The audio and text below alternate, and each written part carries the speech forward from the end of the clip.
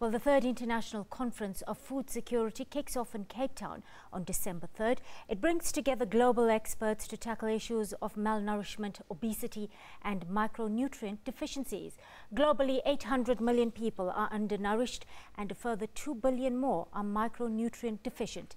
In South Africa, more than half of our population is food insecure, either at risk of hunger or already experiencing it. Latest stats show that 3.2 million children in South Africa go to school hungry every day, and this food insecurity at household level exists despite the overall food security of the country.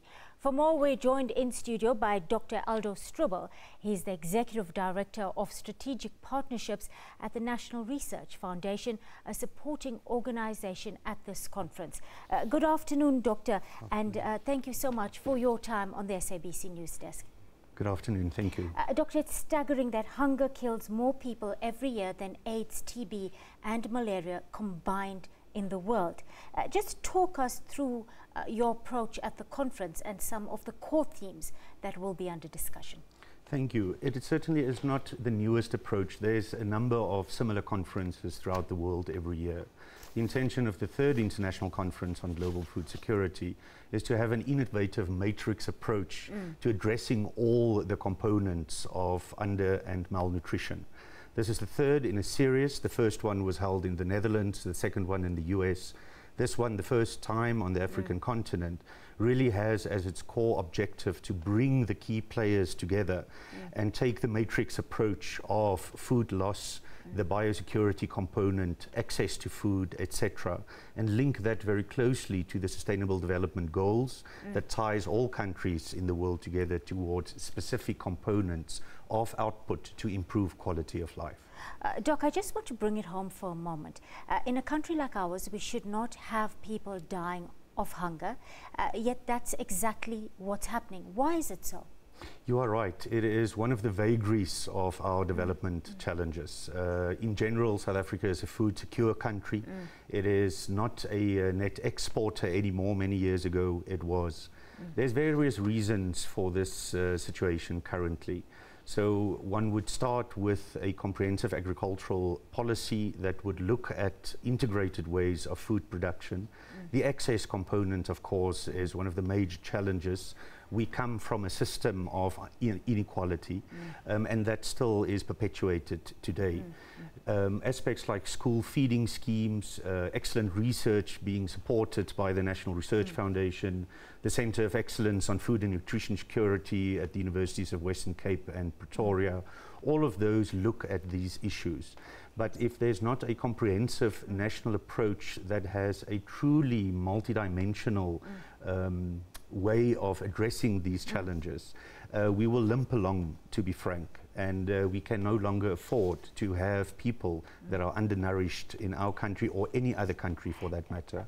What should that approach look like, Doctor? And before we go there, just for the benefit of viewers, tell us what it means to be food insecure and what are some of the inequalities that underpin this problem in our country right now.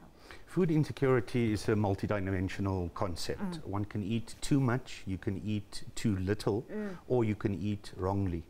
So overnutrition, undernutrition, and then aspects of hidden hunger, for instance. So you have a very poor intake of certain micronutrients like vitamins A and D or zinc that really, in the longer term, influences one's health. That said, the intersection of science and research and a truly fundamental approach to addressing these challenges is one aspect. So better research, better production, better socioeconomic environment for access, for entitlement to food, for production, etc. But at the end, a very robust policy environment will be probably one of the strongest components to bring these forces, if you will, together to have this collective approach. Very quickly, Doctor, we are running out of time and I want to explore this. How do gender inequalities manifest in our food system? We know that sadly, women prepare 90% of the meals in households across the continent, but when hard times hit, they're the first individuals who have less to eat. You're right. It is one of the most critical aspects. If there's better empowerment, better access, Some of the statistics have shown that if women receive equal access to resources like information or education or production factors, almost 100 million people will be better fed in the world. They are the backbone and a fundamental component of food production and the socioeconomic environment of all households. So gender will actually be one of the specific cross-cutting themes at the conference, inter alia with social dynamics and the innovation, the science part. And it is an aspect that has improved over the last few decades, but certainly will need to have much better focus to address the challenge.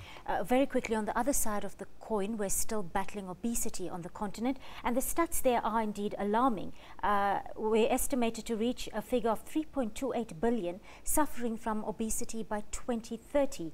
What are some of the policy changes we need to see on the ground to combat this problem effectively and of course prevent the escalating health-related costs? Yes.